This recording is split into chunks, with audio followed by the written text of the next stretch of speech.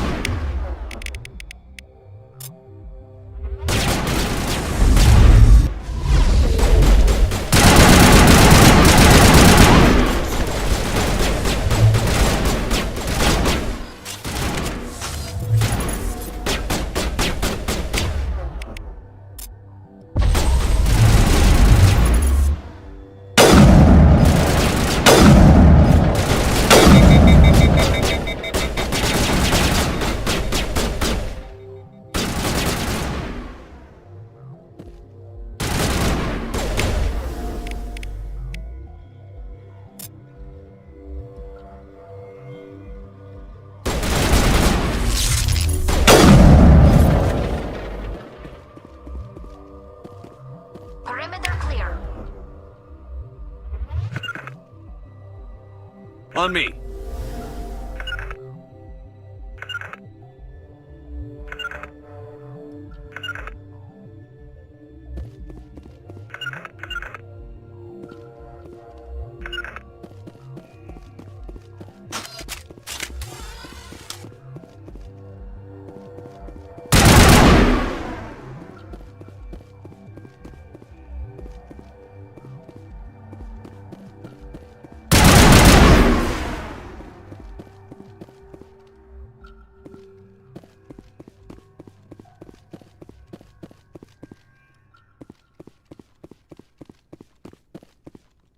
Eat this!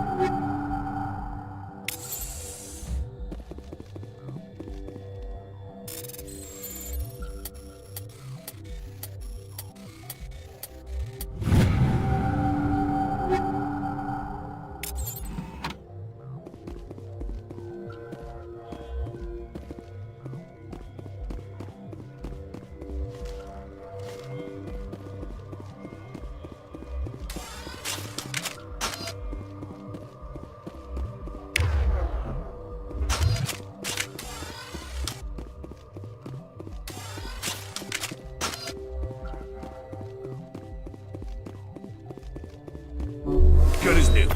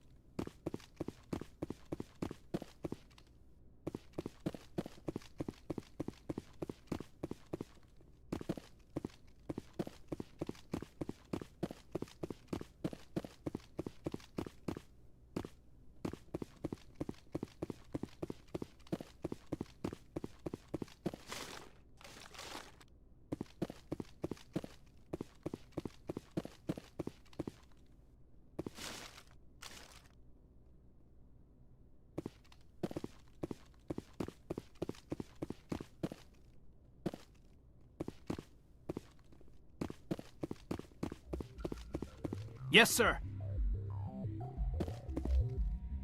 Regroup! Regroup!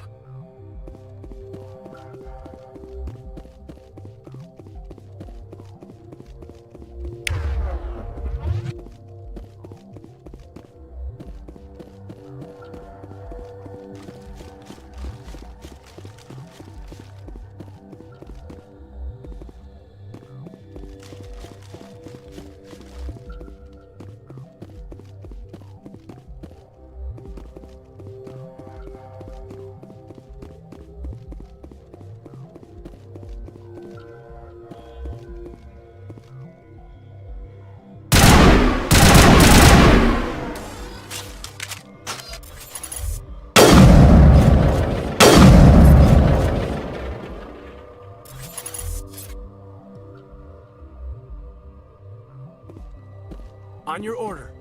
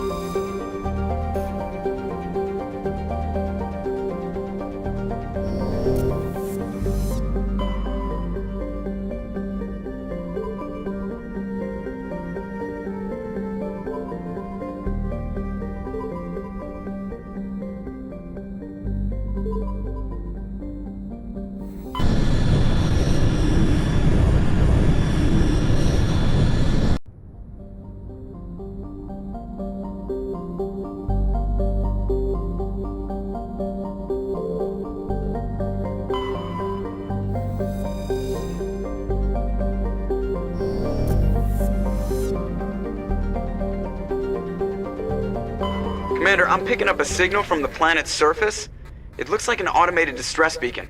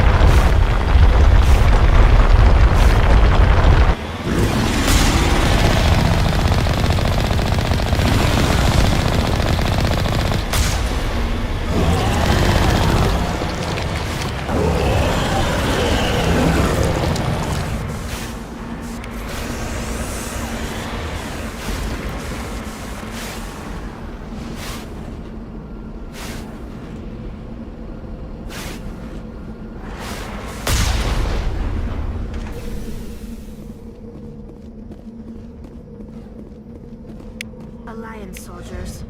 Looks like they were lured here by the distress beacon. These are Admiral Gahoku's men. We need to tell them what happened here.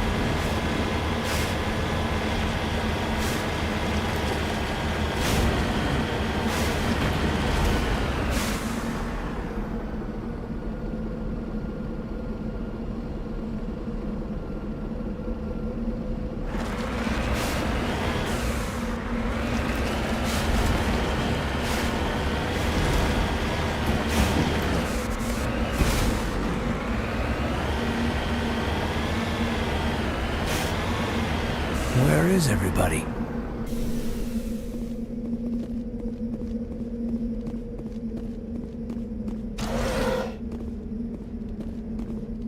According to these data logs, the survey team unearthed some kind of alien technology. Guess we should head to the excavation site then.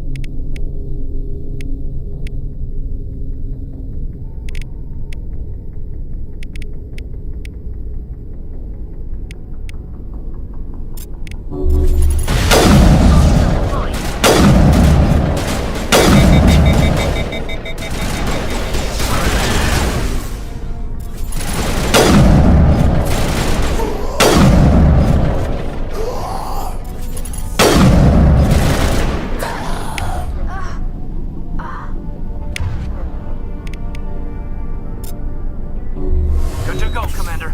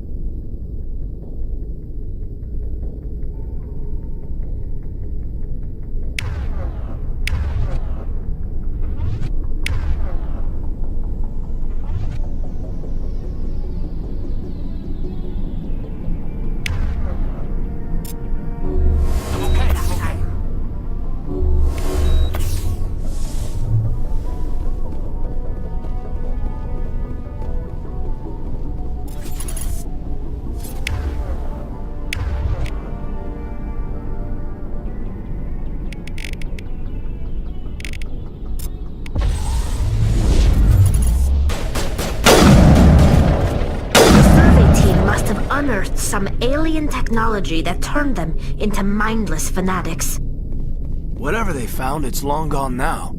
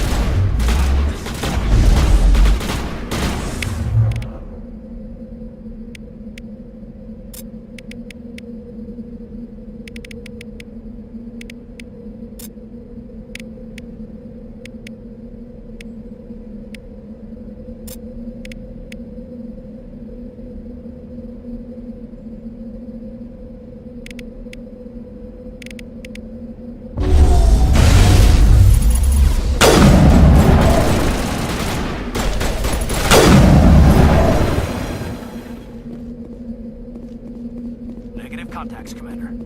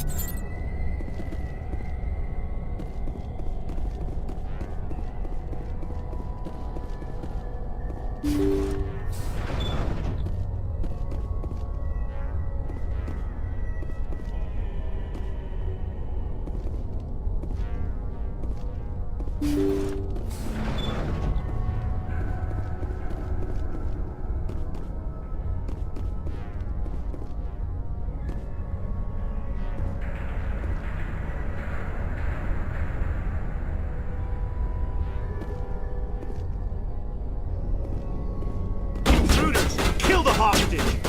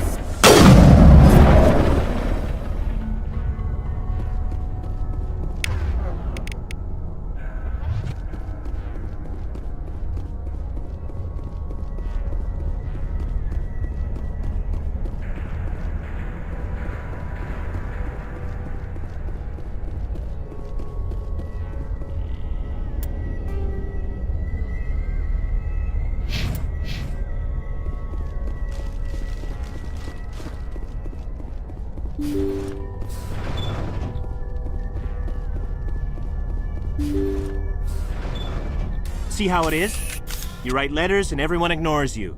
Force is the only thing people appreciate. So how about if I kill Chairman Burns and finish this charade? Please, I was trying to help you people. Let's not do anything we're all going to regret. Why not? What have we got to lose? Since the chairman here decided that we didn't get reparations, we've got nothing left to live for. But I've changed my mind. Seeing you all, it's clear that you all deserve... You had your chance. Some L2s are nearly crippled from side effects of the implants, but you voted against reparations. Think about this. Burns is the one man who can help you. Yes, if you release me, I can take another look at the reparations request. What, we're supposed to trust you? I'm an L2 like you. Trust me. The commander can make sure that Burns follows through. Sure, you promise us freedom and say everything will be fine, but as soon as we surrender, you'll double-cross us.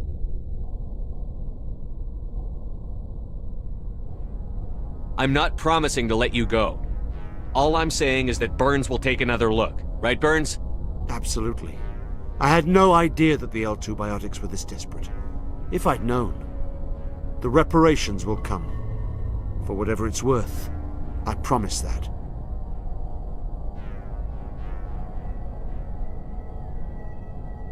You're right.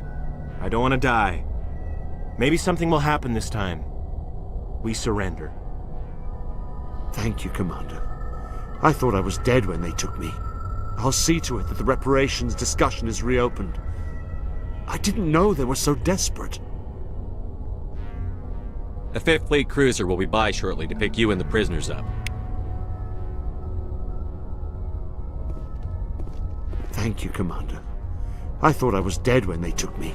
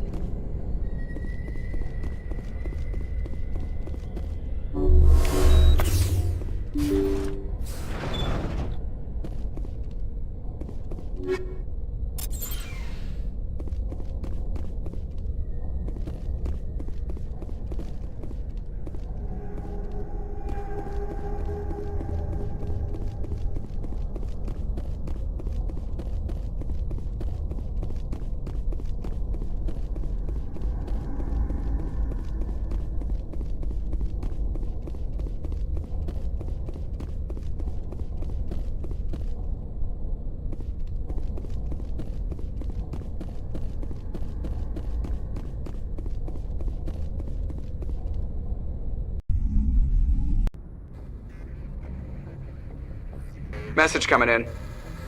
Patching it through. Thank you for dealing with the hostage situation, Commander. Chairman Burns was quite impressed by the way you resolved the situation peacefully. Your assistance above and beyond the formal duties has been noted, Commander. 5th Fleet out.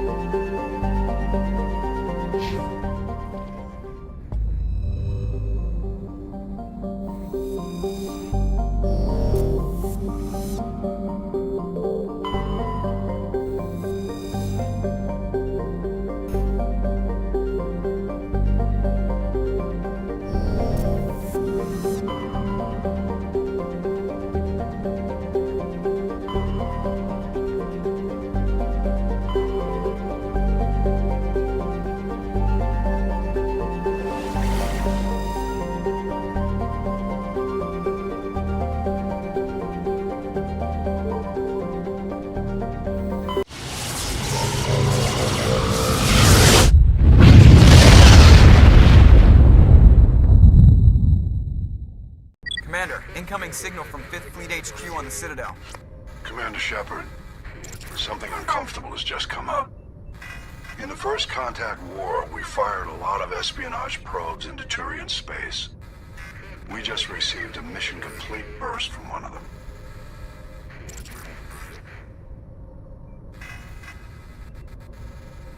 Where's it been in the meantime? No idea. Lost in transit. These probes were built in a hurry after First Contact.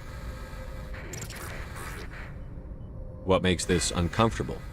When these probes were launched, we didn't have any idea who we were fighting. We didn't want to risk aliens examining our technology. The probe has a demo nuke built in. A 20-kiloton tactical fusion warhead. About equal to the bomb dropped on Hiroshima back in the 20th. If somebody finds that probe, tampers with it, you don't need me to finish, Commander.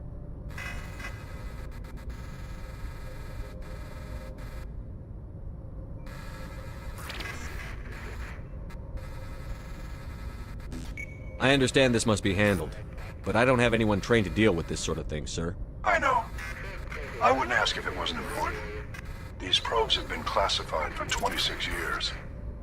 The Council will call fusion bomb booby traps dangerous and irresponsible. The Alliance would face censure if they find this probe. I'm asking you because the Normandy can get on site quickly and quietly. It's in the Voyager cluster.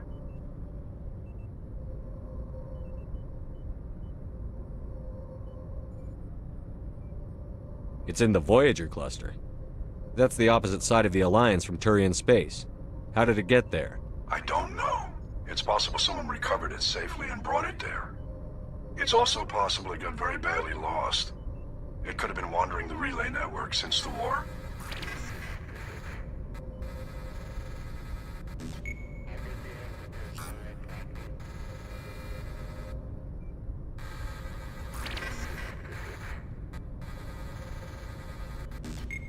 We'll get on it immediately, Admiral.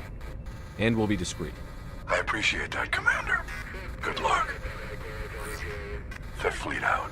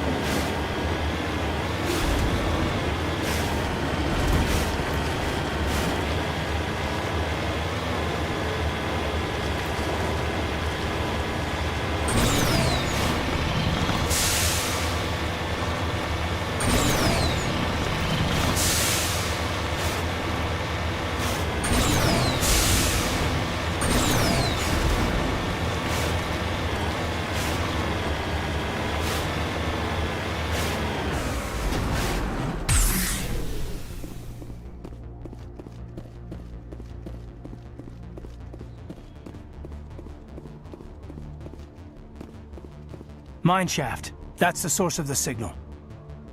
A trap. It has to be. I agree. This thing didn't crash. Somebody moved it here. They may not know what they have. Let's find it before they set it off. All right, Shepard.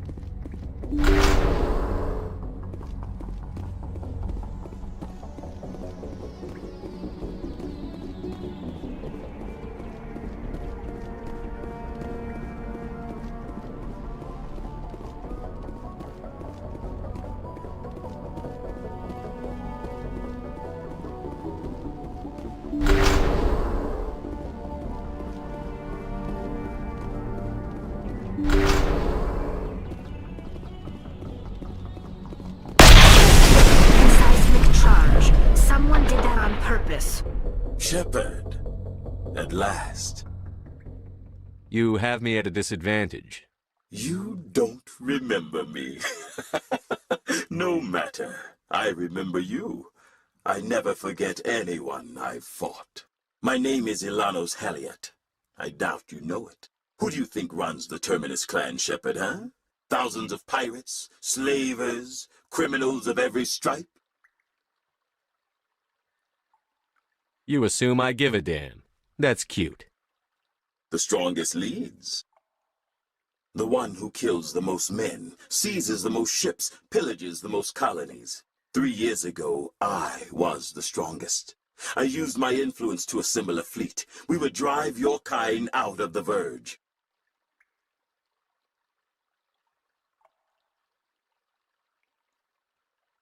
You're the one behind the attack on Elysium. I was the motivator, the instigator, the one who promised glory and riches for sacking the largest human colony in the cluster. The one blamed when it failed. Failed because of you. Your damnable holding action.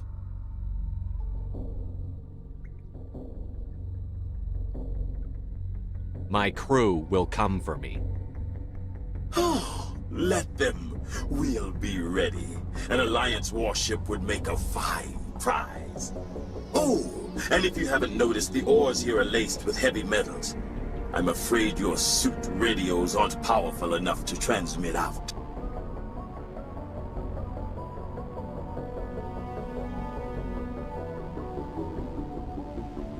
It doesn't have to be like this, Halliot. Empty words from a dead man. Goodbye, Shepard. What do we do now, Shepard?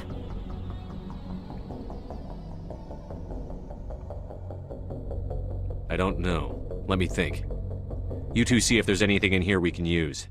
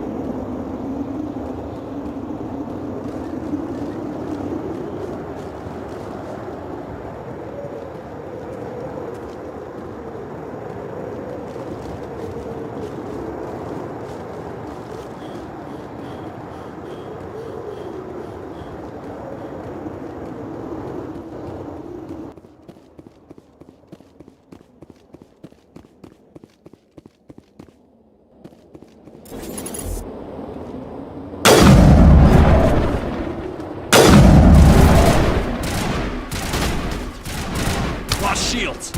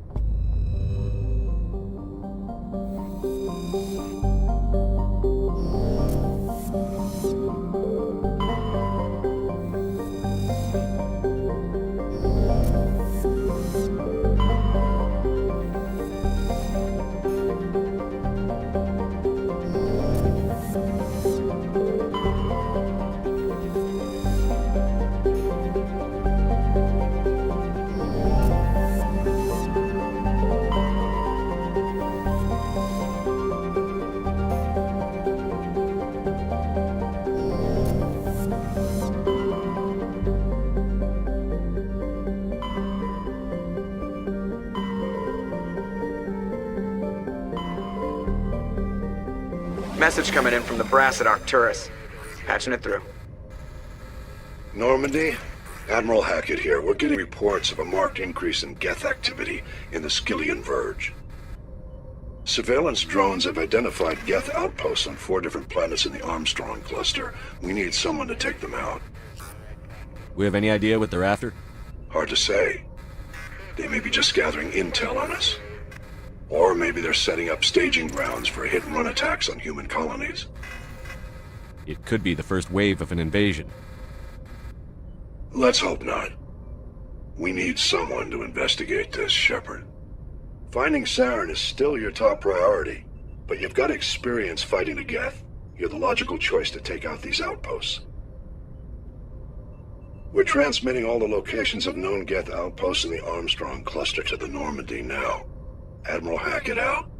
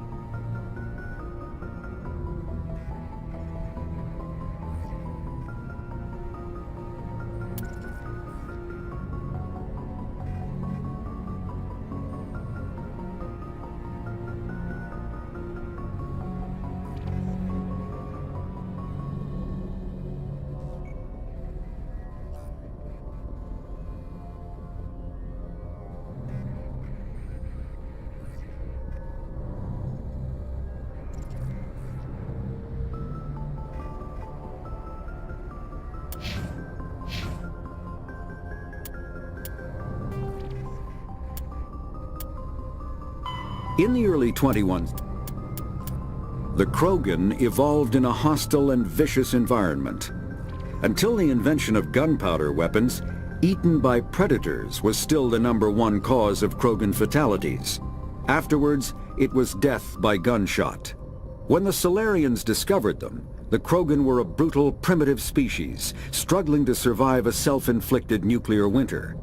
The Solarians culturally uplifted them, teaching them to use and build modern technology, so they could serve as soldiers in the Rachni War.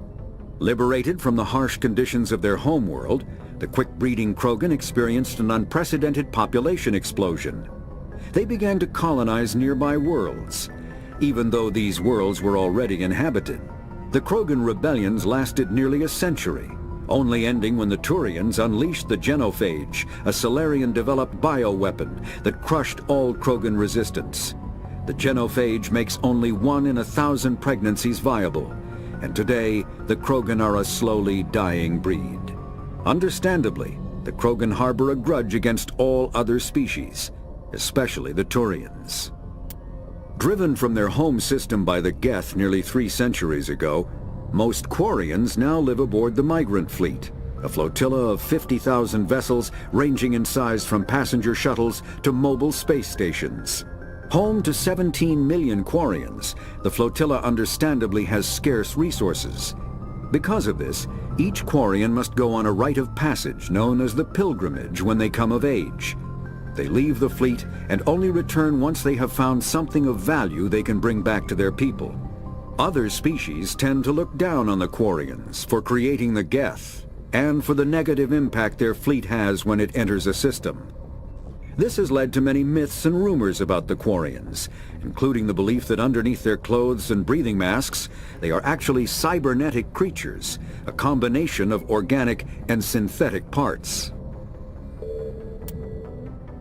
After the Geths, thresher moths are subterranean carnivores that spend their entire lives eating or searching for something to eat. Threshers reproduce via spores that can lie dormant for millennia, yet are robust enough to survive prolonged periods in deep space and atmospheric re-entry. As a result, thresher spores appear on many worlds, spread by previous generations of space travelers. The body of a thresher never entirely leaves the ground. Only the head and tentacles erupt from the Earth to attack. In addition to physical attacks, threshers have the ability to project toxic chemicals and emit bursts of infrasound as a shockwave weapon. The Alliance first encountered threshers on the colony of Akuz in 2177. After contact was lost with the Pioneer team, Marine units were deployed to investigate. The shore parties were set upon by hungry threshers, and nearly the entire assault force was killed. Alliance forces recommend engaging threshers with vehicle-mounted heavy weapons. The Citadel. Citadel space is an unofficial term referring to any region of space controlled by a species that acknowledges the authority of the Citadel Council. At first glance, it appears this territory encompasses most of the galaxy. In reality, however, less than 1% of the stars have been explored. Even Mass Effect FTL drive is slow relative to the volume of the galaxy. Empty space and systems without suitable drive discharge sites are barriers to exploration. Only the mass relays allow ships to jump hundreds of light years in an instant, the key to expanding across an otherwise impassable galaxy. Whenever a new relay is activated, the destination system is rapidly developed. From that hub, FTL drive is used to expand to nearby star clusters. The result is a number of densely developed clusters, thinly spread across the vast expanse of space, connected by the mass relay network. Pharos, Noveria is a cool, rocky world with most of its hydrosphere locked up in massive glaciers. A privately chartered colony world, the planet is owned by the Noveria Development Corporation Holding Company. The NDC is funded by investment capital from 24 high-technology development firms and administrated by an executive board representing their interests. The investors built remote hot labs in isolated locations across Noveria's surface. These facilities are used for research too dangerous or controversial to be performed elsewhere, as Noveria is technically not part of Citadel space and therefore exempt from Council law. By special arrangement, Citadel's special tactics and reconnaissance agents have been granted extraterritorial privileges, but it remains to be seen how committed the Executive Board is to that principle. Given its unique situation, it is understandable that Noveria is often implicated in all manner of wild conspiracy theories. There are between 200 and 400 billion stars in the galaxy, and less than 1% of them have ever been visited or had their systems properly surveyed. Humanity's early expansion into the Attican Traverse was haphazard, a desperate race to claim habitable planets where populations can be economically settled. Ignored in the wake of this land grab were thousands of less hospitable worlds, each potentially rich with industrial resources. The wealth of entire solar systems lies untapped, waiting for corporate survey teams or independent pioneers to discover and exploit them. However, this is not an easy task. In addition to the environmental hazards, the fact that uncharted worlds are largely ignored makes them popular bases for criminals, revolutionaries, cults, and others who wish to remain unnoticed by galactic society. Faster-than-light drives use element zero cores to reduce the mass of the ship, allowing higher rates of acceleration. This effectively raises the speed of light within the mass effect field, allowing high-speed travel with negligible relativistic time dilation effects. Starships still require conventional thrusters, chemical rockets, commercial fusion torch, economy ion engine, or military anti-proton drive, in addition to the FTL drive core. With only a core, a ship has no motive power. The amount of EZO and power required for a drive increases exponentially to the mass being moved and the degree it is being lightened. Very massive ships or very high speeds are prohibitively expensive. If the field collapses while the ship is moving at faster than light speed, the effects are catastrophic. The ship is snapped back to sublight velocity, the enormous excess energy shed in the form of lethal Cherenkov radiation. Larger warships are generally classified in one of four weights. Frigates are small, fast ships used for scouting and screening of larger vessels. Frigates often operate in wolf-pack flotillas. Cruisers are middleweight combatants, faster than dreadnoughts and more heavily armed than frigates. Cruisers are the standard patrol unit and often lead frigate flotillas. Dreadnoughts are kilometer-long capital ships mounting heavy, long-range firepower. They are only deployed for the most vital missions. Carriers are dreadnought-sized vessels that also carry large numbers of fighters. Smaller vessels are almost exclusively used in a support role to the warships during combat. Fighters are one-man craft used to perform close-range attacks on enemy ships. Interceptors are one-man craft optimized for destroying opposing fighters. The Normandy is a prototype starship developed by the Human Systems Alliance with the assistance of the Citadel Council.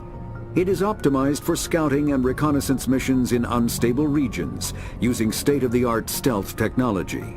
For most ships, the heat generated through standard operations is easily detectable against the absolute zero background of space. The Normandy, however, is able to temporarily sink this heat within the hull. Combined with refrigeration of the exterior hull, the ship can travel undetected for hours or drift passively for days of covert observation. This is not without risk. The stored heat must eventually be radiated, or it will build to levels capable of cooking the crew alive. Another component of the stealth system is the Normandy's revolutionary Tantalus drive, a Mass Effect core twice the standard size. The Tantalus drive generates mass concentrations that the Normandy falls into, allowing it to move without the use of heat-emitting thrusters. Ship mobility dominates space combat. The primary objective is to align the mass accelerator along the bow with the opposing vessel's broadside. Battles typically play out as artillery duels, fought at ranges measured in thousands of kilometers, though assaults through defended mass relays often occur at knife fight ranges, as close as a few dozen kilometers. Most ship-to-ship engagements are skirmishes between patrol vessels of cruiser weight and below, with dreadnoughts and carriers only deployed in full-scale fleet actions. Battles in open space are short and often inconclusive, as the weaker opponent typically disengages. Once a ship enters FTL flight, the combat is effectively over. There are no sensors capable of tracking them or weapons capable of damaging them. The only way to guarantee an enemy will stand and fight is to attack a location they have a vested interest in, such as a settled world or a strategically important mass relay. Biotics is the ability of rare individuals to manipulate dark energy and create Mass Effect fields through the use of electrical impulses from the brain. Intense training and surgically implanted amplifiers are necessary for a biotic to produce mass effect fields powerful enough for practical use. The relative strength of biotic abilities varies greatly among species and with each individual. There are 3 branches of biotics. Telekinesis uses mass-lowering fields to levitate or impel objects. Mass-raising kinetic fields are used to block or pin objects. Spatial distortion uses rapidly shifting mass fields to shred objects. Most organic species are capable of developing biotic abilities, though there are risks involved. Biotics are the result of an in utero exposure to element 0. This usually causes fatal cancers in the victim, but in rare cases, it coalesces into nodules within the fetus's developing nervous system. An artificial intelligence is a self-aware computing system capable of learning and independent decision-making. Creation of a conscious AI requires adaptive code, a slow, expensive education, and a specialized quantum computer called a blue box. An AI cannot be transmitted across a communication channel or computer network. Without its blue box, an AI is no more than data files. Loading these files into a new blue box will create a new personality, as variations in the quantum hardware and runtime results create unpredictable variations. The Geths serve as a cautionary tale against the dangers of rogue AI, and in Citadel space they are technically illegal. Advocacy groups argue, however, that an AI is a living, conscious entity, deserving the same rights as organics. They argue that continued use of the term artificial is institutionalized racism on the part of organic life. The term synthetic is considered the politically correct alternative. When subjected to an electrical current, the rare material dubbed Element 0, or EZO, emits a dark energy field that raises or lowers the mass of all objects within it. This mass effect is used in countless ways, from generating artificial gravity to manufacturing high-strength construction materials. It is most prominently used to enable faster-than-light space travel. EZO is generated when solid matter, such as a planet, is affected by the energy of a star going supernova. The material is common in the asteroid debris that orbits neutron stars and pulsars. These are dangerous places to mine, requiring extensive use of robotics, telepresence, and shielding to survive the incredible radiation from the dead star. Only a few major corporations can afford the setup costs required to work these primary sources. Humanity discovered refined Element 0 at the Prothean Research Station on Mars, allowing them to create mass effect fields and develop FTL travel. Element 0 can increase or decrease the mass of a volume of space-time when subjected to an electrical current. With a positive current, mass is increased. With a negative current, mass is decreased. The stronger the current, the greater the magnitude of the dark energy mass effect. In space, low-mass fields allow FTL travel and inexpensive surface-to-orbit transit. High-mass fields create artificial gravity and push space debris away from vessels. In manufacturing, low-mass fields permit the creation of evenly blended alloys, while high-mass compaction creates dense, sturdy construction materials. The military makes extensive use of mobility-enhancing technologies, with Mass Effect utilizing fighting vehicles standard frontline issue in most military forces. Mass Effect fields are also essential in the creation of kinetic barriers or shields to protect against enemy fire. Omni-tools are handheld devices that combine a computer microframe, sensor analysis pack, and manufacturing fabricator.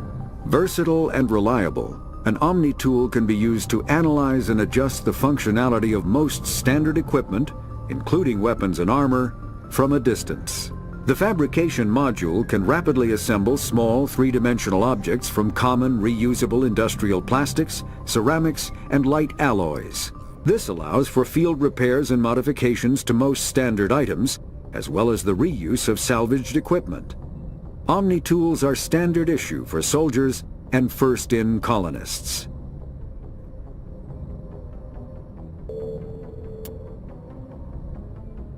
Combat Hards.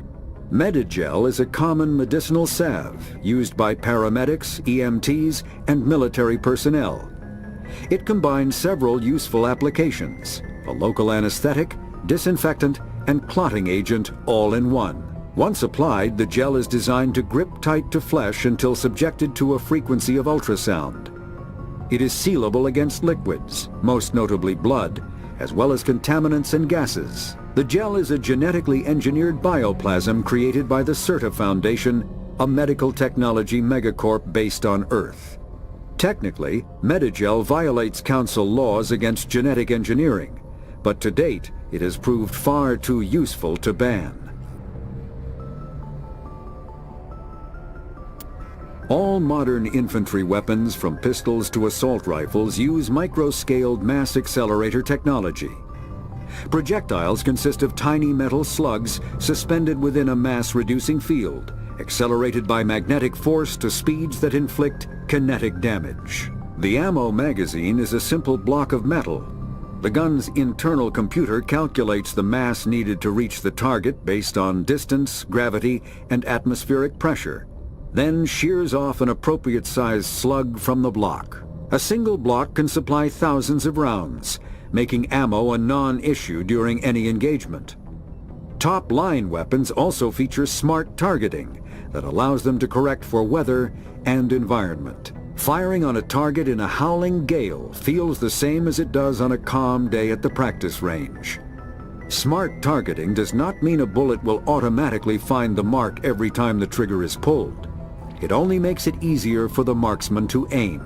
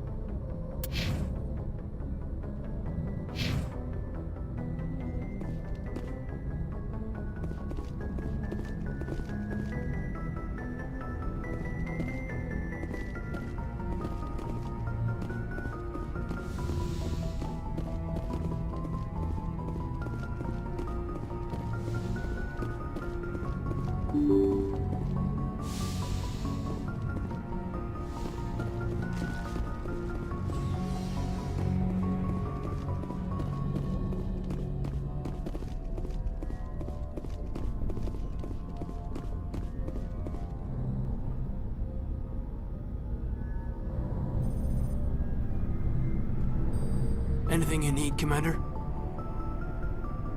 Just trying to get a sense of where the crew's at. Thoughts? Well, they know about the stonewalling you've had from the Council. They deserve to know what we're up against. They're on your side. They're pissed about the resistance we're getting, especially from our side. I'll have a better handle on all of it when my head stops hurting. Another L2 flare-up.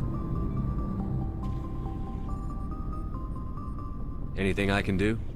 No, Commander, it'll settle down. It's rough sometimes, but they spike higher than a lot of L3s. Except for you, of course. Besides, I fared a lot better than some after Codex was through.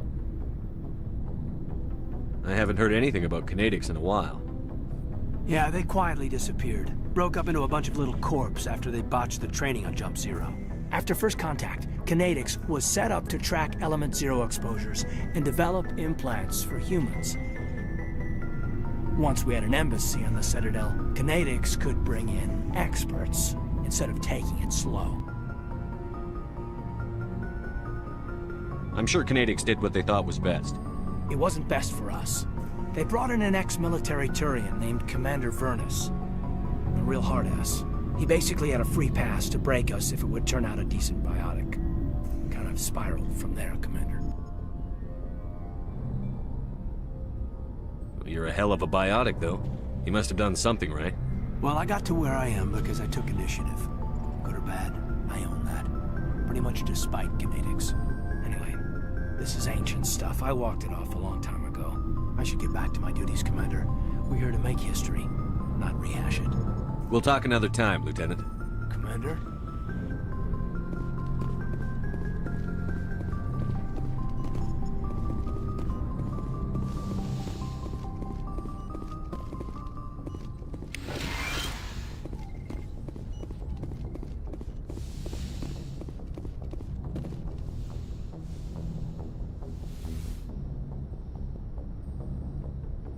I get the feeling you want to ask me something, Commander.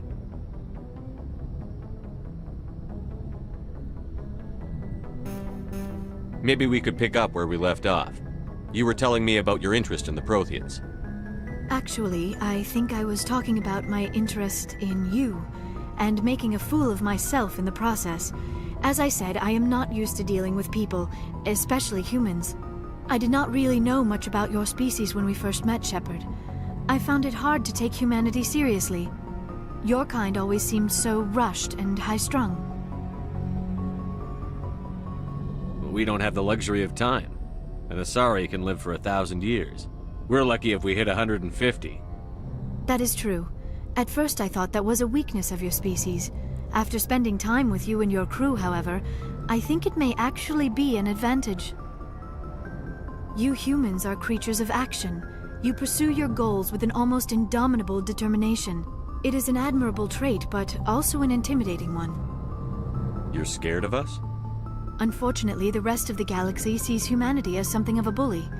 You run over anyone in your path to get what you want. It is up to people like you to change their minds, Shepard. Why me? There is a reason the Council chose you to become a Spectre. They saw something special in you. The best of what humanity has to offer. I looked into your history. I know what you did during the Blitz.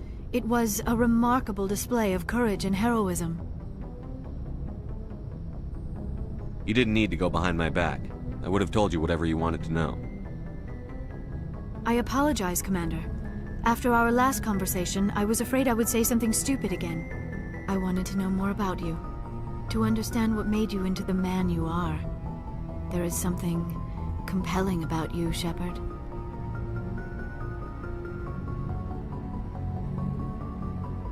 Are you sure you're interested in me?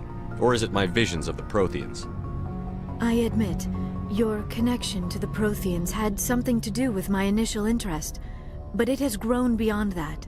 You intrigue me, Shepard, but I was not sure if it was appropriate to act on my feelings. I thought there might already be a relationship between you and Chief Williams.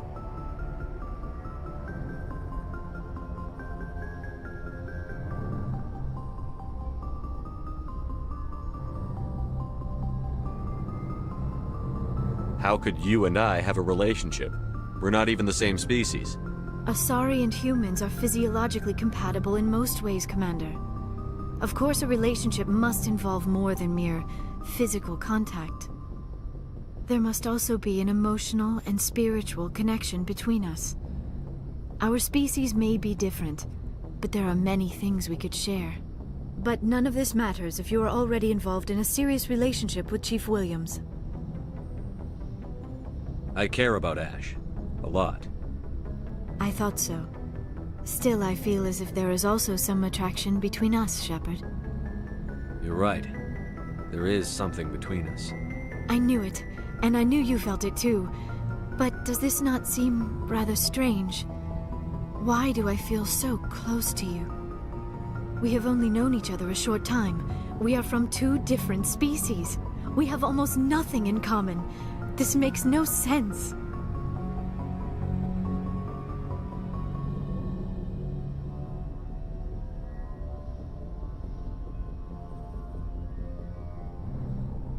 These things never make sense. They just happen, and we get swept up in the storm. You make it sound so chaotic, so dangerous. I'll keep you safe. I am not looking for a protector. This is all a bit overwhelming. I am not used to this. You. I need some time. Take all the time you need, Liara. I'll be here. Thank you, Shepard. Let's just talk about something else for now. Do you know why Benezia joined up with Saren? I don't understand it. She was always outspoken about the need for the Asari to become more involved in shaping galactic events. Maybe she thought allying herself with Saren would somehow be for the greater good in the long run. At least I hope so. This hurts you, doesn't it? None of this makes any sense to me. I have not spoken to Benezia in many years, but I know her, and this was not like her. Something changed. I'd like to know more about the Asari. We were the first species to discover the Citadel. We were instrumental in forming the Council, and we always strive to be the voice of peaceful cooperation in galactic disputes. My people believe we are all part of a single galactic community. Each species contributes something to the greater whole. Although we seek to understand other species, it seems few of them seek to understand us.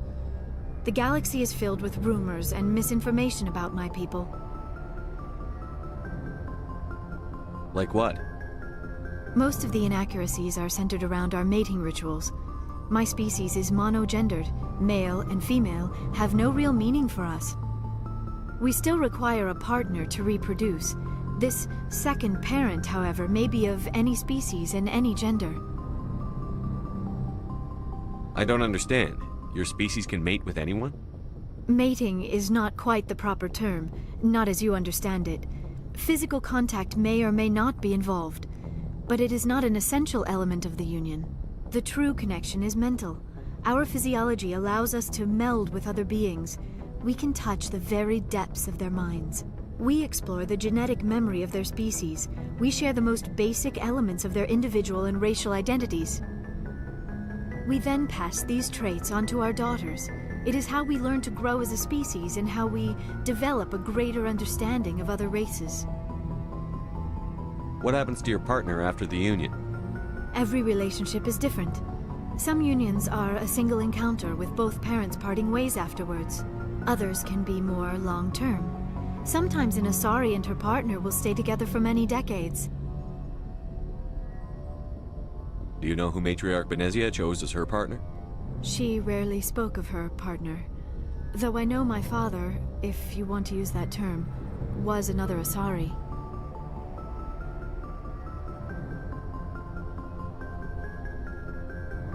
I thought you always needed another species to serve as one of the parents. Think about it, Shepard.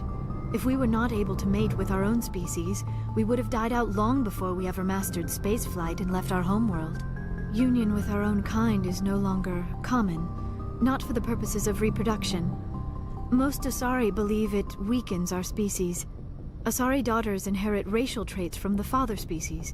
If both parents are Asari, then nothing has been gained, or so conventional wisdom would hold. I am what is sometimes called a pureblood. Though no Asari would ever be cruel enough to say the word to my face, it is a great insult among my people.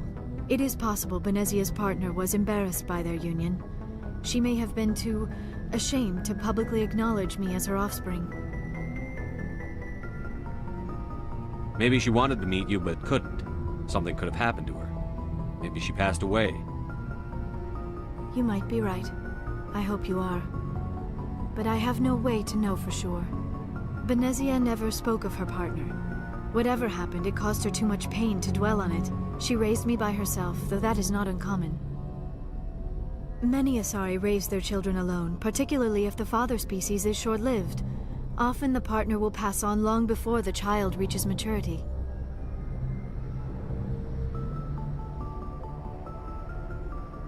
I should go. Goodbye, Shepard.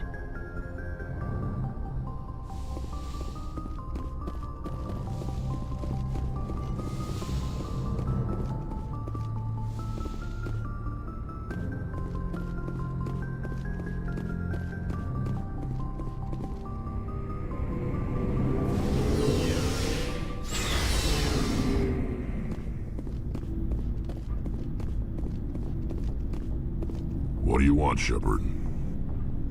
Why did you become a mercenary? Lots of reasons. Such as?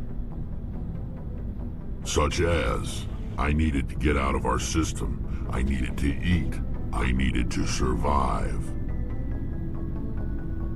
Why not stay and help your people? I tried to help. That's why I had to leave. What happened? I was betrayed. I was head of a small tribe. We were trying to restore order after the war, but the other tribes were against us. They followed Jared, one of the few warlords who survived the war with the Turians. But he was old, and so were his ideas. He wanted to continue the war. He wanted us to fight. Turians, Solarians, each other. It didn't matter who, as long as we were fighting. What did you want? I just wanted Jared to shut up, to stop his ranting. I wanted him to stop leading the tribes astray. But he couldn't understand how much things had changed. We didn't have the numbers to go to war. Even if we did, the genophage made sure we couldn't replenish our numbers fast enough. I told them all to forget about war. We needed to focus on breeding, at least for one generation. And for a while, we were getting through. Some of the tribes started coming around. I take it the warlord didn't appreciate that. No, he didn't. He arranged a crush with the tribes. A meeting on neutral ground. He wanted to talk.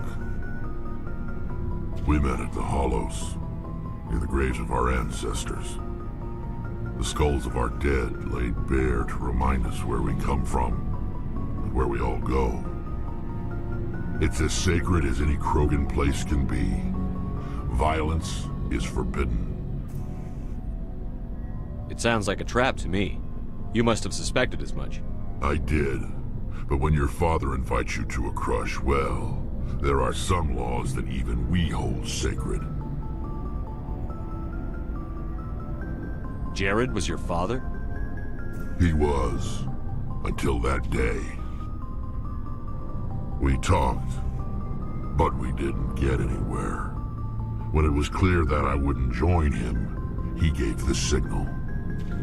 His men leapt from the graves of our ancestors like Krogan undead. The few that were loyal to me died quickly. I escaped with my life, but not before I sank my dagger deep into my father's chest. That is why I left, and that's why I'll never go back.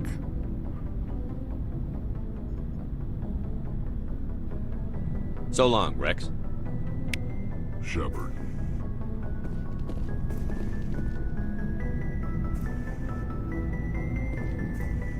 Oh, before I go, you said you're serving with Commander Shepard now? We saw him on the news here. He's cute. Later, sis. Tell me you didn't hear that. Your sister, I assume? Until I get home and kill her. That's Sarah, the youngest. Surprised to see you here, sir. Thought you'd be chatting up, what's her name? T'Soni? Liara. Why would you think that? Scuttlebutt says you got a bit of a thing for her. I could understand why. The crew's off limits with the regs against fraternization. And at least she looks like a woman. You think I'm interested in Liara because she's the only one I'm allowed to date? So you are interested in her. Of course, it could be politics. Alien diplomat's daughter, us under orders to make nice with the bug-eyed monsters. What's up? You didn't come by to eavesdrop on family mail. Your family seems to be important to you. Yeah, we've always been close. Me and my sisters especially. With Dad on duty so much, I had to help Mom raise them. I was an only child, but I get the idea. At least one of my parents was always on duty. Yeah, military families, eh? With schedules like that, it's a wonder we ever have kids anymore. Things were tense between Sarah and me for a while. Then we bonded. Sounds like a story. Feel like sharing? Sarah got herself a boyfriend who wanted to go faster than she did, Mike. I didn't think he was a bad kid, just pushy. Lynn would send me these worried vidmails, and I'd tell her to relax. Where were you when this was going on? I was on active duty. Sarah's graduating high school this year. This was only a couple of years back. They were on Amaterasu. At the time, I was assigned to Chernobog. Same cluster, but a dozen Hellwire away. Close enough to talk regularly, too far to make it back in an emergency. I couldn't afford a fast packet flight. If he really liked her, he wouldn't be pushy. Yeah, of course.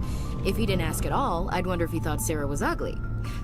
Damned if you do, damned if you don't. Mike thought they'd go for a romantic walk in the woods, because he figured it was past time they did the deed. She levered Mike face first into a tree and left. Didn't have a scratch on her. Good thing Mom and Dad had us all learn some kind of self-defense. I took emergency leave and walked Sarah to school for a few days. Did anything happen while you were home? My last day out, Mike was waiting for us. Sarah had told her friends, so everyone at school knew what he did. He wasn't happy. I wanted to snap him in half, but Sarah gave me this look, this let me handle it, I need to do this alone look. She kept her cool, God bless her, as he screamed in her face. She just let him vent. Then he tried to punch her. I swear, she just flowed around him. Next thing I knew, he's face down on the sidewalk, and there's blood everywhere. That's unbelievable. Sarah must be as good as you. Better. I'm more or less a straight-up puncher. When he swung, she wasn't there anymore, and he fell. She helped him stop the bleeding and had me call an ambulance. She told the paramedics he fell. Before they took him to the hospital, Mike touched Sarah's arm. I thought he was gonna end up on the ground again.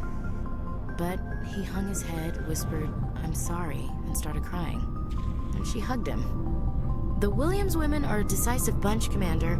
We do things when we're ready. Not before, not after. Your sister's something else. But you didn't mention your father at all. Was he on deployment? Dad always wanted to serve in space, but he wanted us to have real ground under our feet. He'd say, space is beautiful, but you can't raise a family there. I cannot rest from travel. I will drink life to the lees. All times I have enjoyed greatly, have suffered greatly, both with those that loved me and alone. For always roaming with a hungry heart, much have I seen and known, cities of men and manners, climates, councils, governments. I never thought I'd hear you reciting poetry. Just because I can drill you between the eyes at 100 meters doesn't mean I can't like sensitive stuff. Just don't spread it around. Ulysses was my dad's favorite poem. Every time he shipped out, he recorded me reading it. He had a dozen versions when he retired. Does he still like it? I sure hope so. I read it to his grave every time I go home. Dad passed on a few years back. He's probably still watching, though. So behave. You mean from wherever we go after death? Dead on, Skipper. He's with God now. That's not a problem with you, is it? That I believe in God? Everyone has the right to believe what they want. Says so on the Alliance Charter. Only with fancier words. I'm glad you're open-minded about it. I've met a few people who are really weirded out by my faith. Because I work in space, I can't believe in a higher power? Jeez. Hello, have you people looked out the window? How can you look at this galaxy and not believe in something? I should get back to my duties. Didn't mean to take up so much of your time. What's your opinion on the last mission? Not sure I buy Dr. Tassoni's story about her and her mom not talking. They're family, right? I think she's being straight with us. Or at least, I don't think she lies very often. Yeah, she's probably really bad at it. Hey, want me to ask her about her sex life? Might be illuminating. I don't think she's used to teasing. Good-natured or otherwise. Aw, no fun, Skipper. Too bad those ruins got destroyed. I mean, they lasted thousands of years. That's impressive. What's your opinion on the last mission? Not sure I buy Dr. Tassoni's story about her and her mom not talking. Their family. Not everyone's as close to their family. Yeah. Too bad those ruins got destroyed. I mean, they lasted thousands of years. That's impressive. We'll talk later, Williams. Looking forward to it, Skipper. Commander, good to see you. You've been with CSEC a while. Have you seen much action? Well, not as much as you, but yeah, I've seen some interesting things. I'll bet you have. Anything in particular that stands out? I remember this Solarian geneticist I was sent to investigate. That case was a bit disturbing. What happened? Why were you investigating them? I was tasked with tracking black market trade on the Citadel. Most of it harmless, nothing I needed to pursue. But during the course of my investigation, I noticed an increase in the trade of body parts, organs mostly. We usually get a few of those, but not the numbers I was seeing. We weren't sure if there was a new black market lab or if some freak was harvesting organs from citizens. You've seen this before on the Citadel? Every so often, some lab sells unwanted parts through the black market, but they're not as bad as the cyclones. I remember this one L-Corps diplomat we caught in my first year on the job. He was hacking people up and selling their organs. Had the station in a bit of a panic. But this case wasn't that clear-cut. Turns out there was more going on than we first realized. So how did you figure out what was happening? First, we got a hold of a sample and ran DNA tests. The weird thing was, the match led us to a Turian who was still alive and was very convinced he'd never lost his liver. After a bit of digging, I discovered this Turian worked briefly for Dr. Saleon, the geneticist. So I went to his lab hoping to find evidence of cloned organ development, but there was nothing. No Solarian hearts, no Turian livers, not one Krogan testicle. You're kidding, right? Why would anyone want Krogan testicles? Some Krogan believe that testicle transplants can increase their virility, counteract the effects of the genophage. It doesn't work, but that doesn't stop them from buying. They'll pay up to 10,000 credits each. That's 40,000 for a full set. Somebody's making a killing out there. What did you do about the geneticist? I brought in some of his employees for interrogation, to see if I could get them to talk. While I was interviewing one of them, I came across something suspicious. You mean threaten? Was that really necessary? Maybe, maybe not. Either way, it paid off. One of my detainees started bleeding profusely during the interview. We offered to patch him up, and he got frantic, freaked out.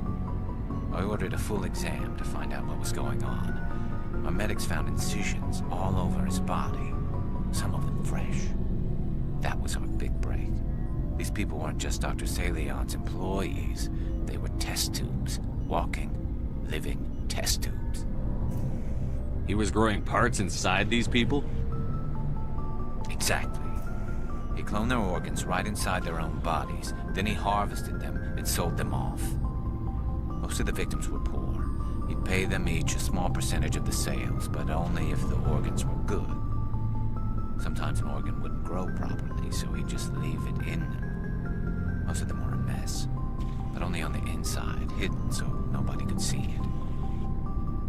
I hope he got what he deserved. That's the worst part. We never caught him. Why not? What the hell happened? He ran, blew his lab, grabbed some of his employees, and headed for the nearest space dock. By the time I found out, his ship was already leaving.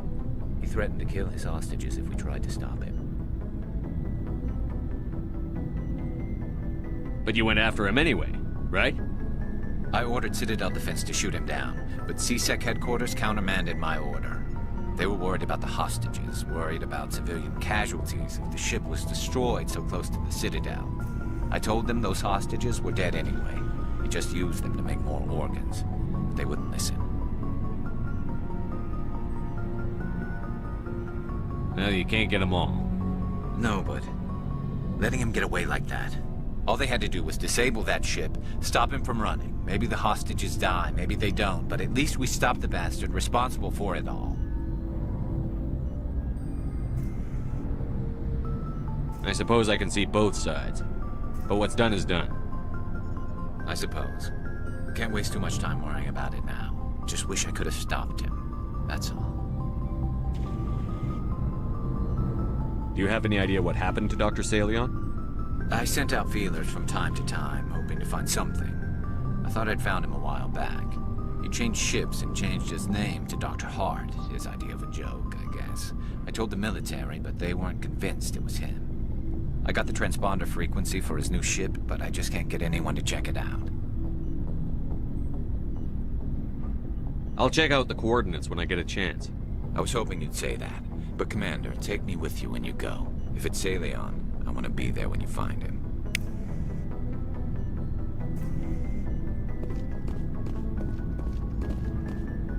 Looking for supplies?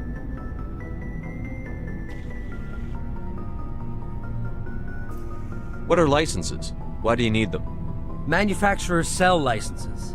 I already have several basic ones. Many of the best licenses are hard to get, but they're well worth the cost if you can find them. How often will you get new items? And check back often. I need to move items quickly, so... Let's see what you've got. You bet, Commander.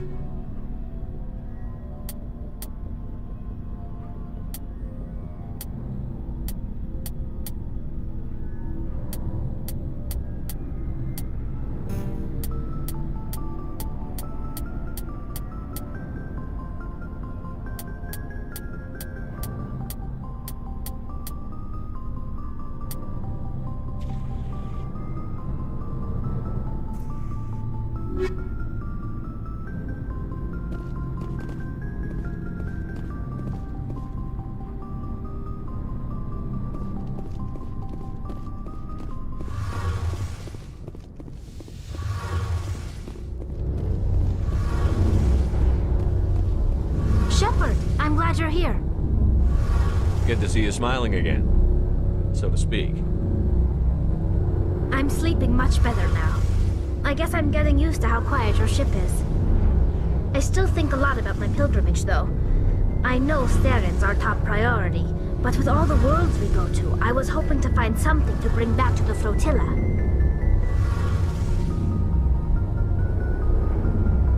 We've still got a long way to go. You'll find something to take back. Yes, but it cannot just be some derelict ship my people can use for salvage. It has to be more than that. There's a lot expected of me. What's so special about you? It's my father. He's the senior member of the Admiralty Board. He's one of only 5 people who can overrule the decisions of the Conclave for the good of the migrant fleet. My father is responsible for the lives of 17 million people. Our entire race is in his hands, and I'm his only child. So are you some kind of heir to the Quarian throne or something? No, it doesn't work that way. My father's position isn't hereditary. I'll probably never serve on the Admiralty Board myself. Officially, I'm just the same as any other citizen. But it doesn't work that way in practice. People have always treated me differently because of who my father is. You must get all kinds of special privileges. I probably had it easier than most growing up, but it's not all good.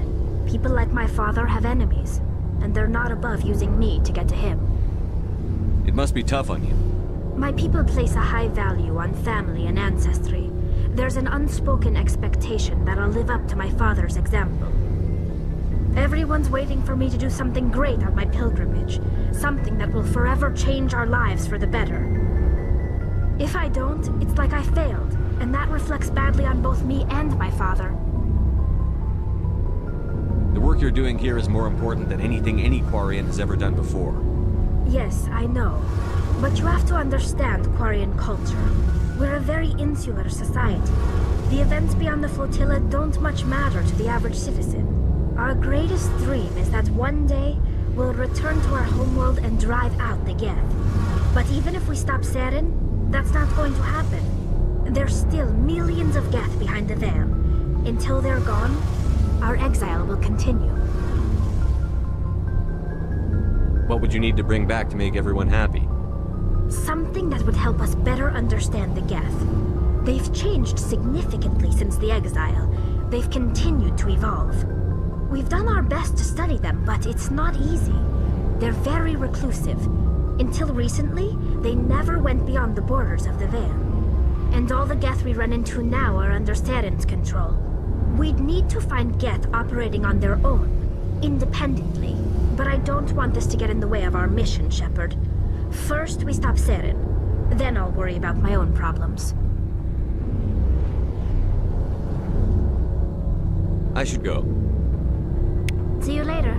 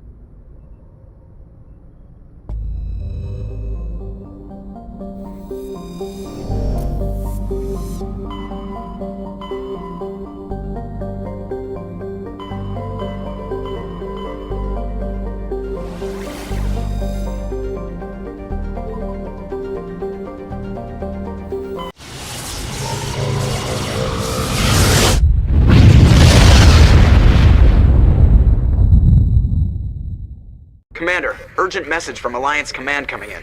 I'll patch it through. Shepard, this is Admiral Hackett from Alliance Command. We've got a situation here, and you're the only one that can handle it.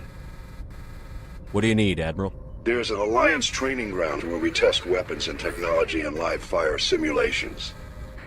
One of the VIs we use to simulate enemy tactics in the drills is no longer responding to our override commands. It's gone rogue. Are you telling me this computer is thinking on its own? We're not stupid, Shepard. This is a virtual intelligence, not a true AI. It's not self-aware, and it can't access any external systems. We didn't do anything illegal here. Virtual intelligence support is critical to our military success. VIs process thousands of status reports and react in nanoseconds. No human can do that. We need you to fight your way through the training ground of the VI core and manually disable it. Can't you disable it remotely? Our fail-safes aren't responding. The VI operates on a closed network. It can't affect any external systems, but we don't have any direct access to its processes. We could bomb it from orbit, but the damage to the facility would be catastrophic. We'd prefer to have someone shut down the core. Someone like you. I know Spectres answer the Council, but you're still human. You're still part of the Alliance military, and right now we need you. The VI controls all the facility's weapons, drones, and automated defenses. You're the only one that can pull this off, Shepard. Good luck.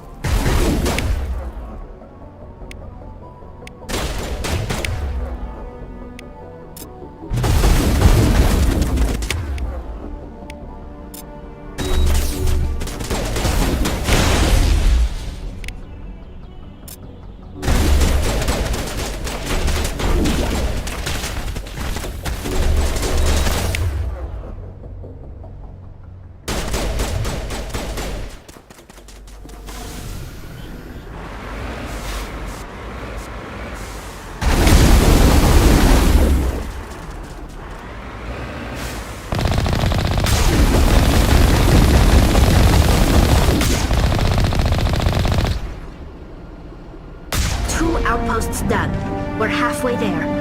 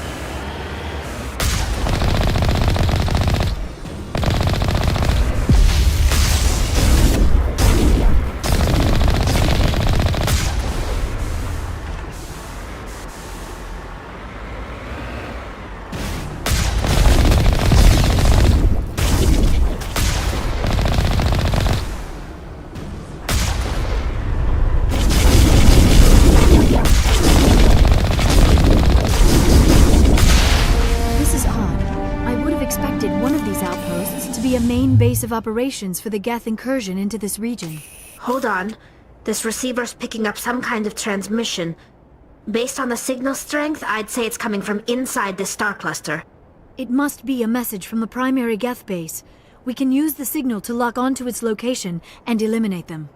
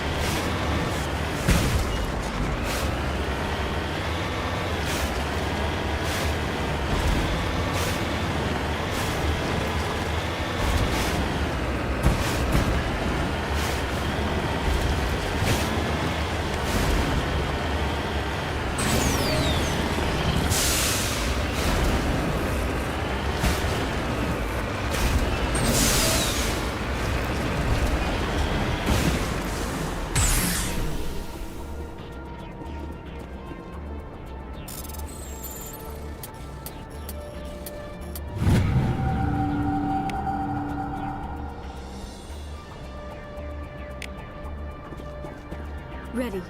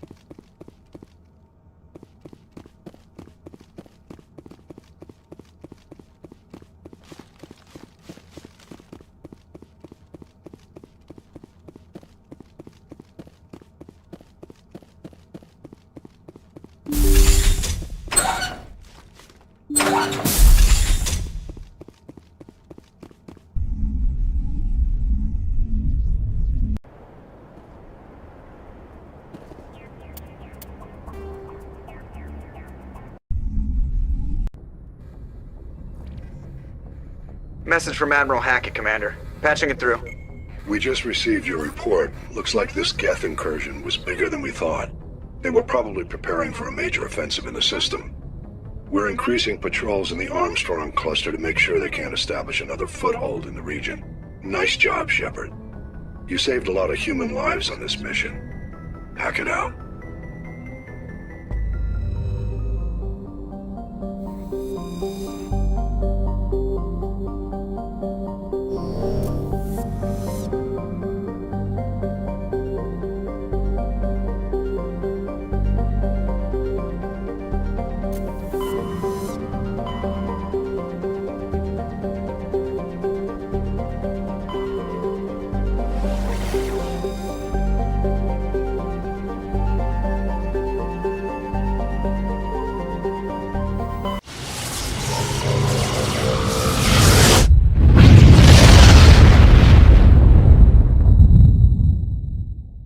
Message coming in. Patching it through. I've received some troubling information, Commander. We need your help. Someone is killing former Alliance scientists. There have been 4 deaths in the past month. I'm happy to look into it, Admiral. What can you tell me? All 4 scientists worked on a classified project on Akuz. There was a brutal massacre there years ago. An entire unit was killed by thresher maws. It was classified as a natural hazard, but the project dates coincide with the attacks.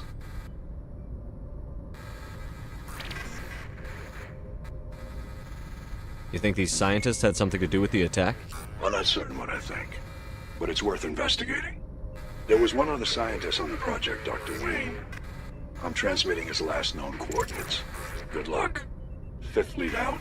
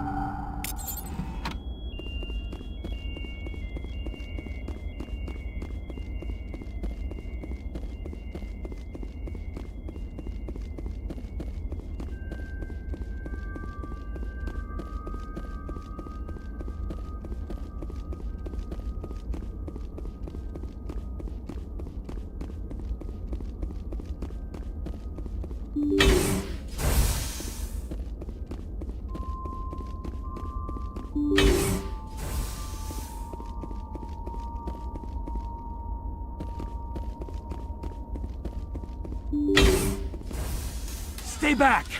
I've got no grief with you. All I want is this bastard. Please! He's a madman! Mr. Toombs, you're insane! You need help! It's Corporal! Corporal Toombs! You don't get to lie! Not today! Today it all comes out!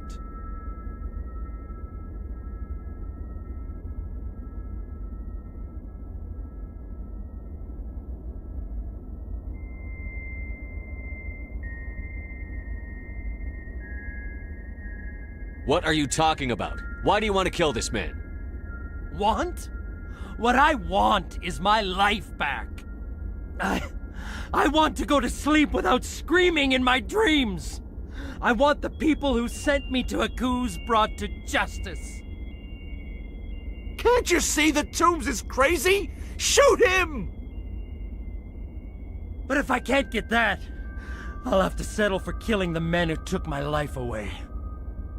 What did the doctor do to you, Corporal? We were on Akuz. When the Thresher Maws hit, my entire unit was wiped out. The Thresher Maws, the scientists were studying them. They let them hit our unit just to watch. I woke up in a holding cell.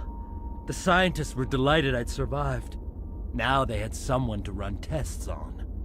What kind of tests are we talking about? You can't believe Toombs! He doesn't have any proof! I demand a fair trial! Ever had Thresher Maw acid in your veins? I have. They wanted to see what it would do.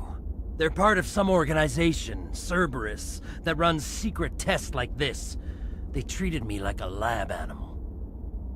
This is justice. This man deserves to die. So, are you going to kill me or not? You're better than this, Toombs. You're not like them. Don't tell me who I am. You got away with a few scratches and a scary reputation. The rest of the unit died, and I was tortured for years, Shepard. You can't judge me. You don't have the right. Toombs, if I could have helped you on Akuz, I would have. All I can do is help now. Let me. Okay. I'm no murderer. They couldn't make me one. Just as long as he goes to trial. Maybe the screaming will stop now. I don't know. Those bastards can't hurt you anymore. Joker, tell the 5th Fleet we need a ship for pickup. Aye, aye, Commander.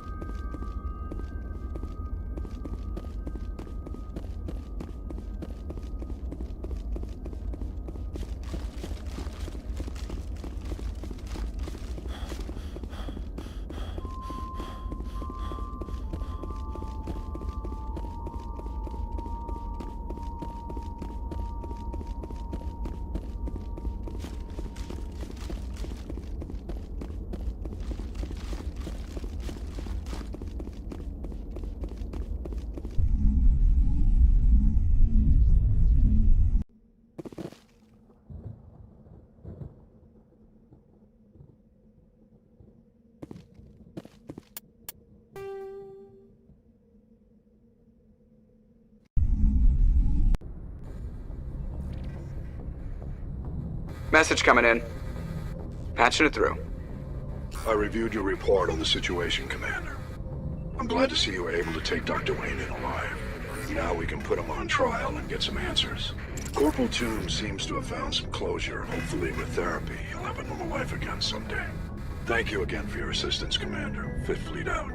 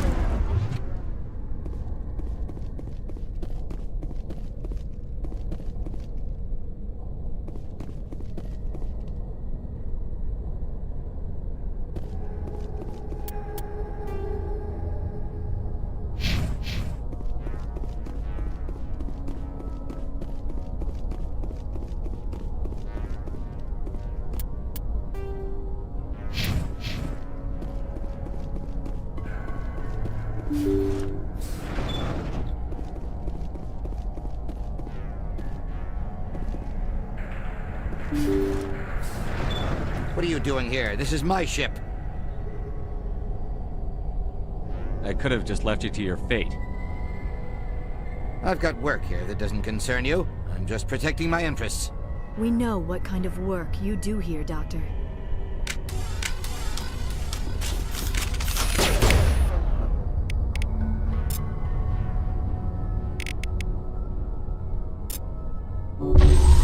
Garrus won't be happy that we killed this guy without him.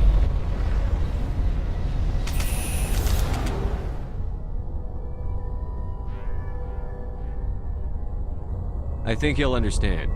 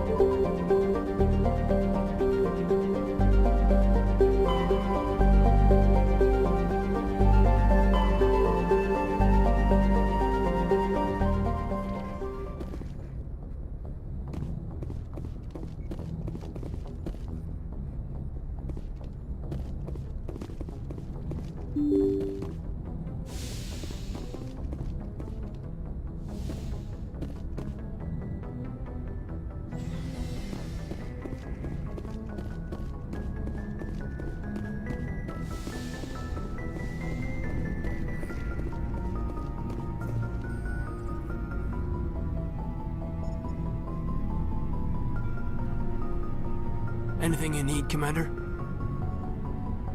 Just trying to get a sense of where the crew's at. Thoughts?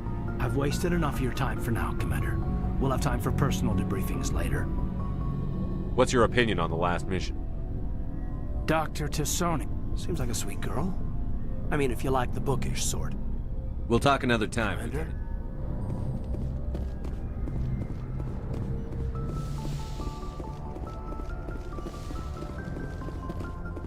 Yes, Commander? Is there something you need? I should go. Goodbye, Commander.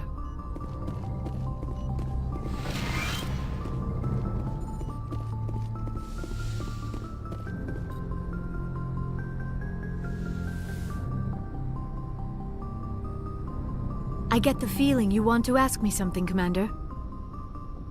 I just wanted to talk. Of course, Shepard. What did you want to talk about? I should go. Goodbye, Shepard.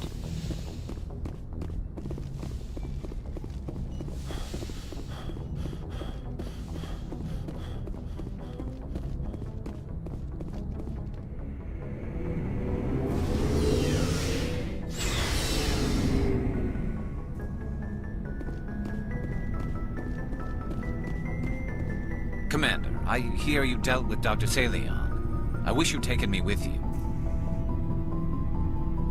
You mad that I took your kill? I'm a bit upset, yeah. I've been hoping to nail him for some time. It's hard to let go of something like that.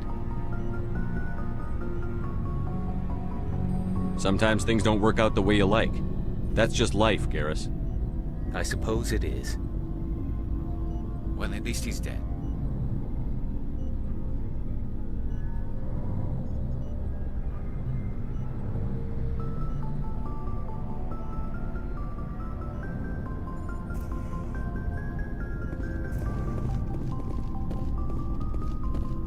Shepard.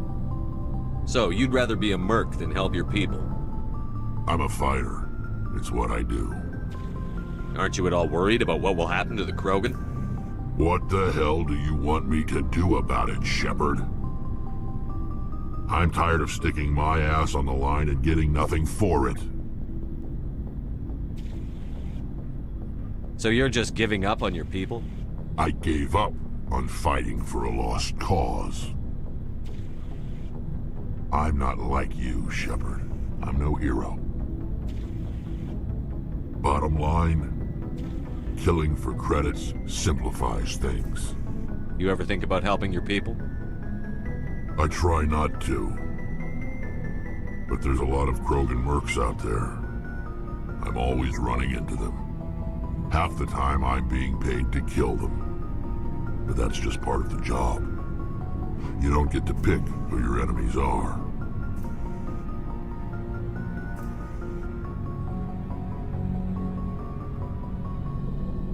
How long have you been a merc? Long enough.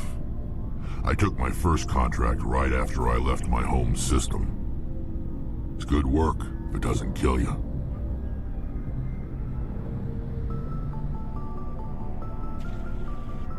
I get the feeling you enjoy your work. Sure. You get to see the galaxy on someone else's credits, and most days end with a good fight. I've tried more organized fighting, private armies and such, but it gets too messy. I fight best on my own, or in very small groups. I don't like people relying on me, and I bloody well don't like relying on them. So long, Rex. Shepard.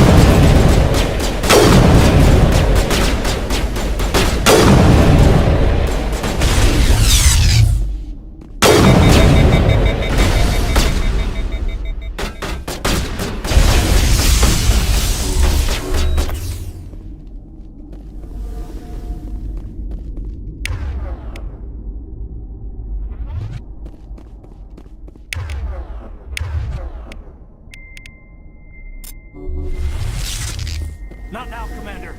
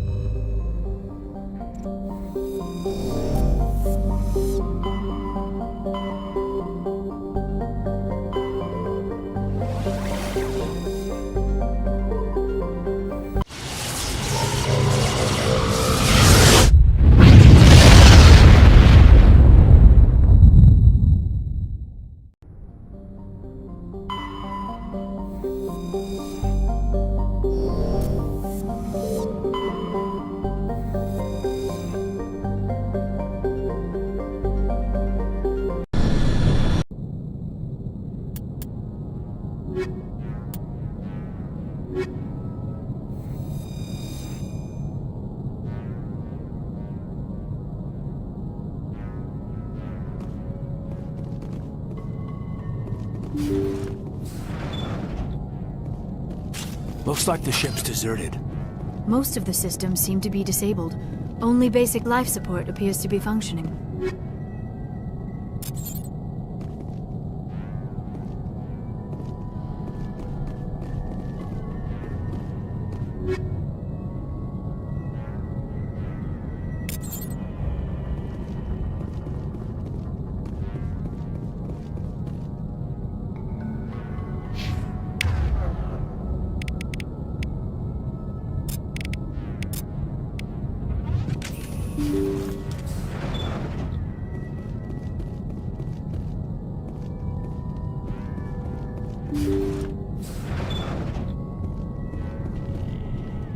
Did you hear that? Sounded like footsteps.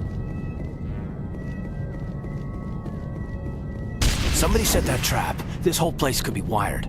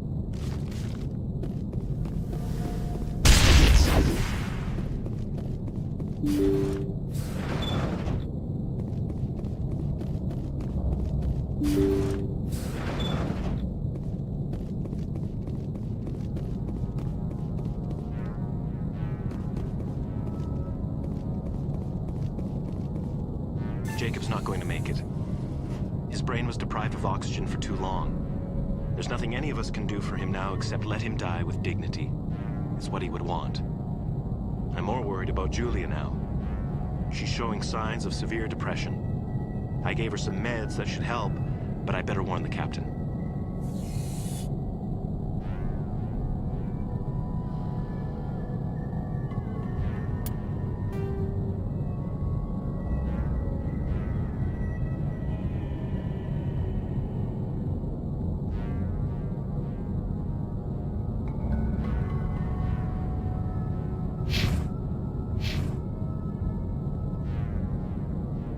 Jacob's not going to make it. His brain was deprived of oxygen for too long. There's nothing any of us can do for him now except let him die with dignity.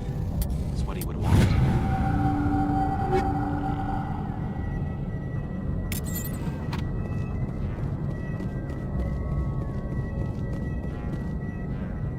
I'm more worried. Looks like that machine is keeping him alive. I do not see any brain activity on the readouts. He is dead. This body is just an empty shell. Maybe we should shut the machine down. It's the merciful thing to do. It is your decision, Shepard. But perhaps we should wait until we have more information before we do anything.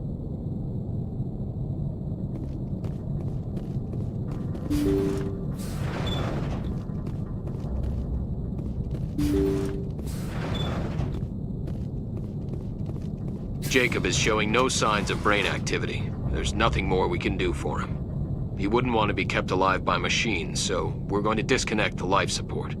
Dr. Smith is worried about Julia's reaction, though. She can't seem to let Jacob go. The stress is making her implants flare up, causing intense migraines. It'll probably be easier for everyone if we don't tell her until after we shut the life support down. Give her a chance to... Julia, what are you doing here? Why are you...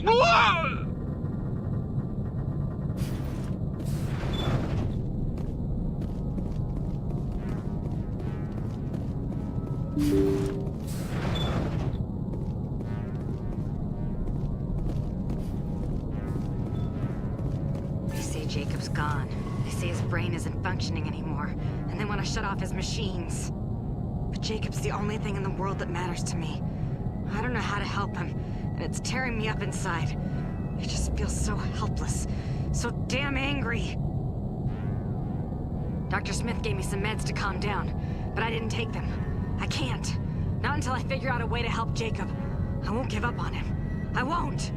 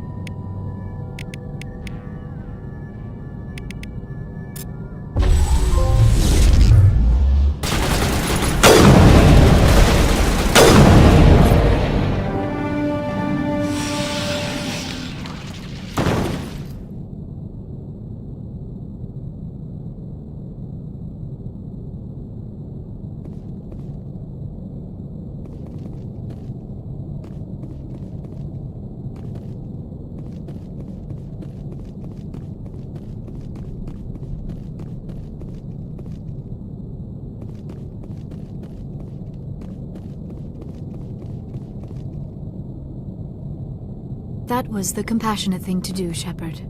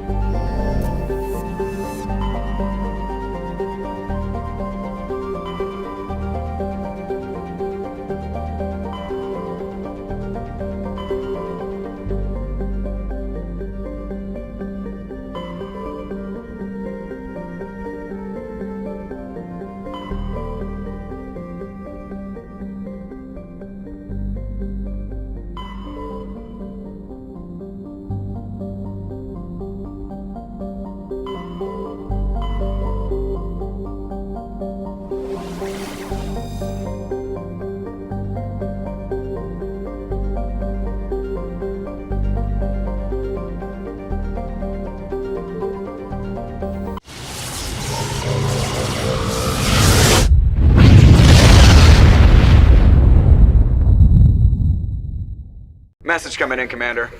Big surprise, the Alliance needs you again. Shepard, this is Admiral Hackett with Alliance Command. We've got a mission for you. An Alliance officer named Major Kyle has set up a small compound in the Hulking Eta cluster. He's attracted a number of followers, mostly biotics. He's become an outspoken critic of the Alliance, and we believe he's mentally unstable. This could be trouble, Shepard. What kind of proof do you have that the Major is dangerous? 3 days ago, we sent 2 Alliance representatives to meet with him at his compound. They've disappeared. We believe Kyle and his followers killed him. That compound is a cult, Shepard. They call him Father Kyle now. He set himself up as some kind of religious leader. I might be able to end this without violence. That may not be possible, Commander. We don't want a bloodbath, but Kyle is dangerous. I'll trust you to use your judgment. Hack it out.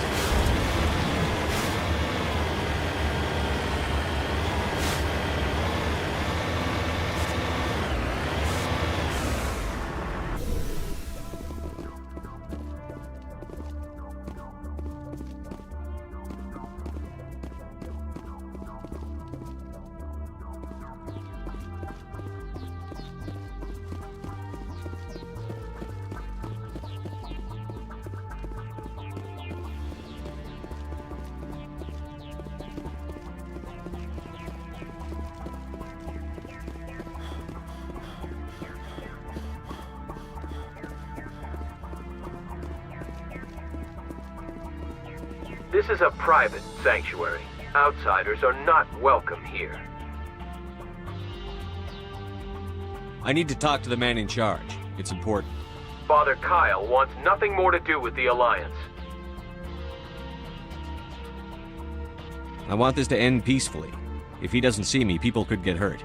We won't let you take Father Kyle away. He protects us. We need him. The Alliance wants someone to pay for those murders. Let me speak to Major Kyle, and maybe I can find some way to help you all get out of this alive. Wait.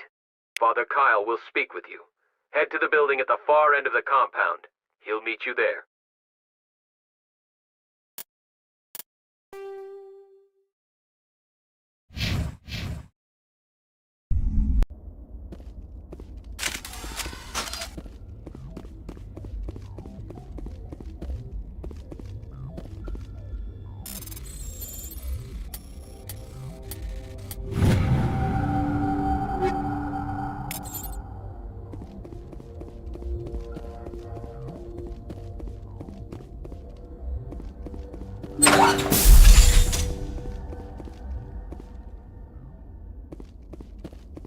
Those other men from the Alliance tried to kill Father Kyle.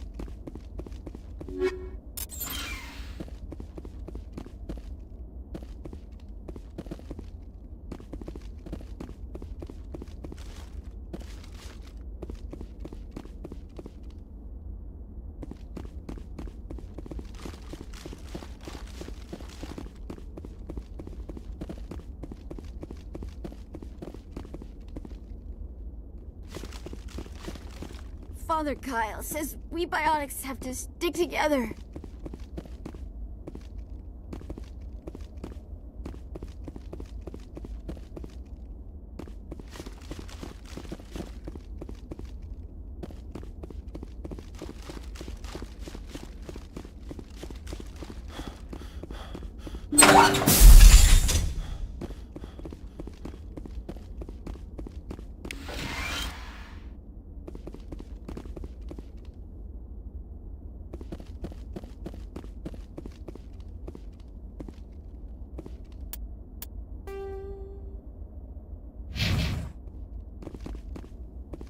Nobody cares about us biotics.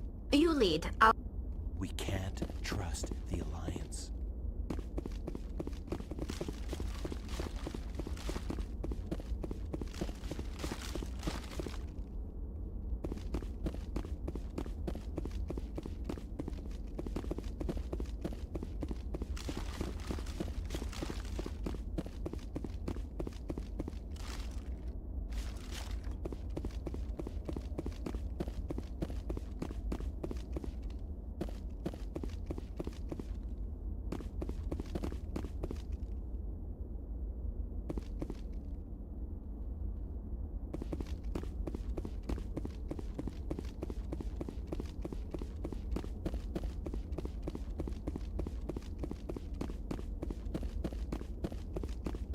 Biotics can feel safe here.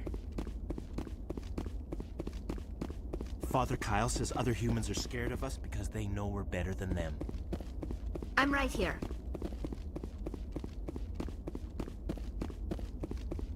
Those other men from the Alliance tried to kill Father Kyle.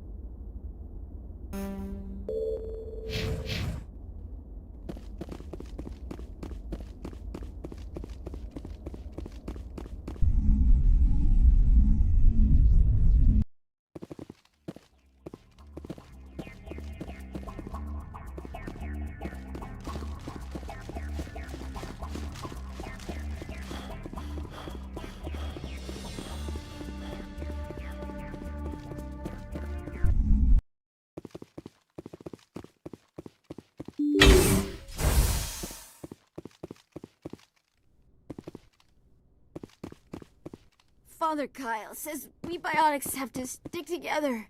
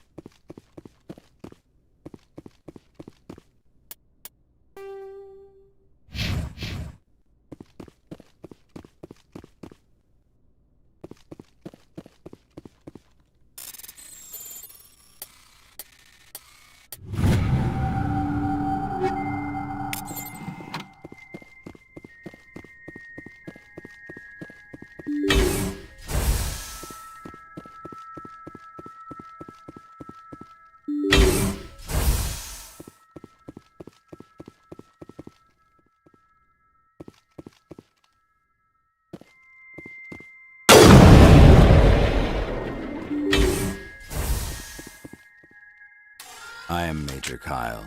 I know why you've come. We have no quarrel with you. Why can't you just leave us alone? What happened to those other Alliance officers? The ones who came before me? They wanted to take me away from here. They wanted me to abandon this place, turn my back on my family. They spoke blasphemy. I did what I could to make their end quick and painless. I had no other choice. It was necessary to protect my children. Only I can keep them safe. The Alliance sent me to bring you in, Major. Can't you see this has gotten out of hand? Don't you understand you're endangering your followers? I respect that you have come under a banner of peace, but I cannot do as you ask. If you take away their father, my children will be helpless.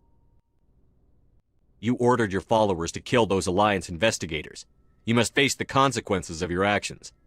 Do you really want your children to suffer for your sins too? No, this was my fault. My children are innocent, pure. Please, I never meant for this to happen. I'm sorry. You're doing the right thing, Major. Your children will be better off for it. Come on. Wait, if my children see you taking me away, they won't understand. They will attack and you will be forced to kill them all. You have shown me the error of my ways, Commander. Now you must give me time to explain it to them. It is the only way they will understand. Please, give me 1 hour. After that, I will meet the Alliance authorities at the gates of my compound and surrender without violence. I give you my word. I'm going to trust you. If you betray that trust, you and all your children will suffer. I will not betray you, Commander. Thank you for this. Your pilot can ask Alliance Command to send a patrol to collect Major Kyle. I just hope you know what you are doing, Shepard.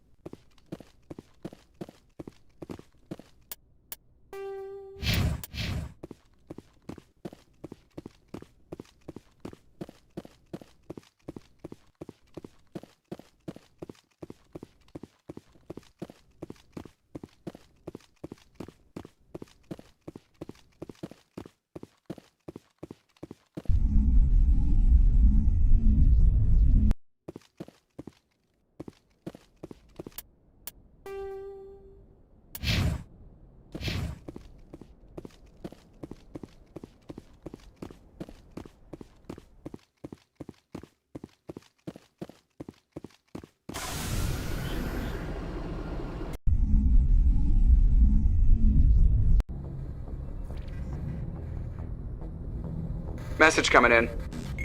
Patching it through. Admiral Hackett here, Commander. Your helmsman just forwarded your report on Major Kyle. We sent in a team as you instructed. Kyle's followers have disbanded, and the Major surrendered to us without incident.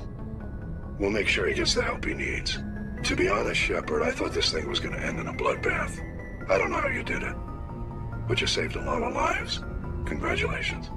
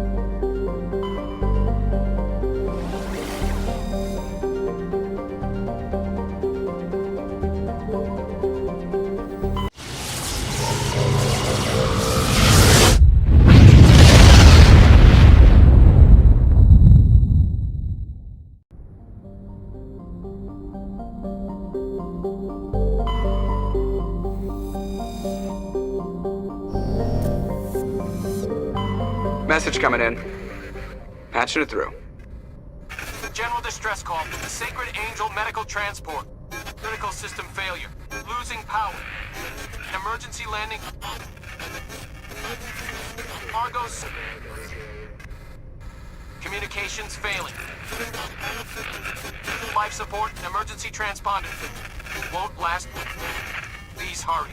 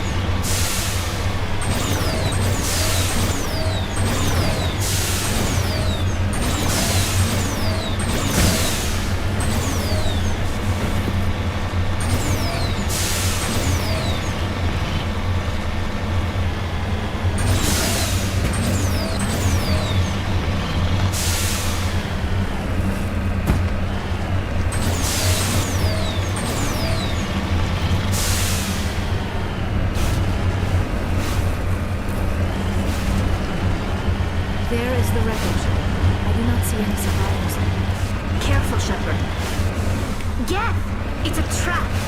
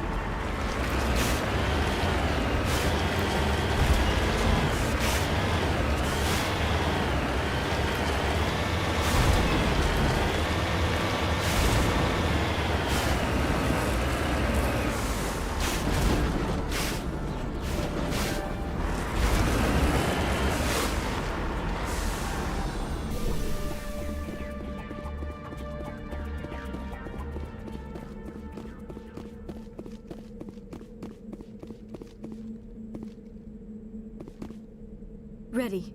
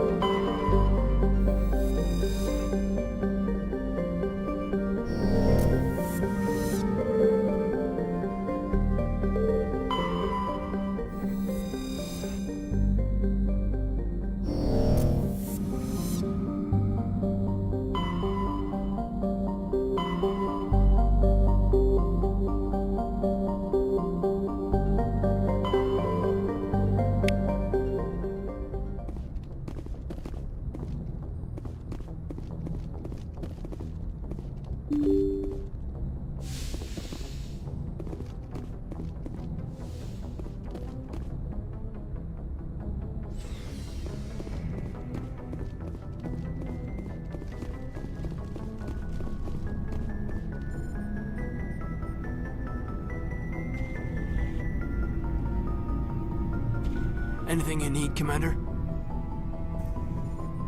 Just trying to get a sense of where the crew's at. Thoughts?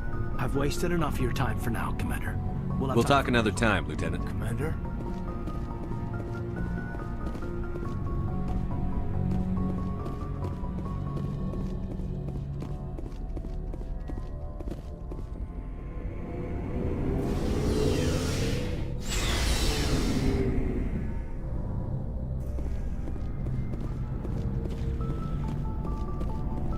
Never a dull moment with you, Shepard.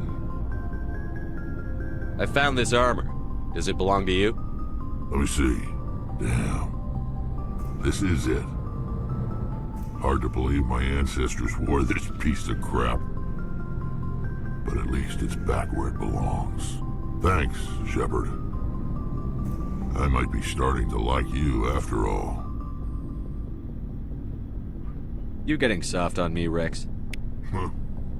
Just because I like you doesn't mean I wouldn't kill you.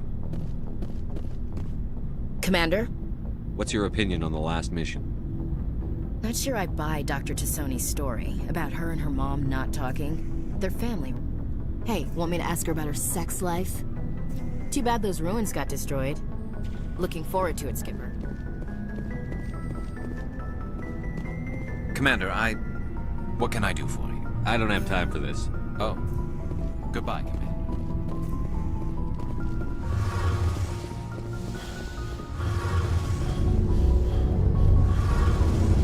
Shepard, I need to talk to you. It's important. Is something wrong? You know the data you took from those Geth control nodes? The information you uploaded to Alliance Control? I want a copy of it. You want to bring this data back to the migrant fleet? Those files have information that could be vital to our efforts to understand the Geth.